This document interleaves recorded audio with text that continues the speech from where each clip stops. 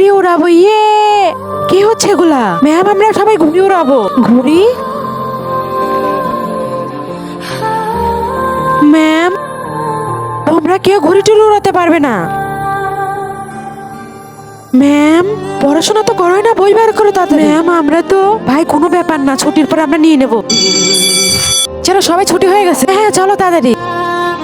আরে ভাই, চলে আয়। আরে ভাই, ঘুড়ি কোথায় গেল? এখান থেকে আমাদের ঘুড়ি কে নিয়ে গেল? এখন আমরা কিভাবে ঘুড়ি উড়াবো? আর হবে না ঘুড়ি উড়ানো, ওখানেই তো রেখেছিলাম। ভাই, কে নিল? তার আগে গাইস, আজকে অন্যদের মতো কসম দেবো না। এই আল্লাহর লেখাটি যদি ভালো লেগে থাকে তাহলে ভিডিওটি লাইক করে চ্যানেলটি সাবস্ক্রাইব করে দিও। কমেন্টে বলে যে আই লাভ ইউ আল্লাহ।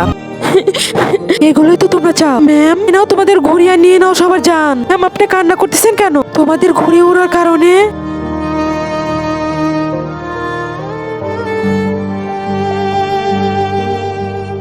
তোমাদের ওই ধারালো রশির কারণে আমার বোবা পানিগুলো মারা গেছে। আর এই সব কিছুই ঘুড়ির জন্য হয়েছে।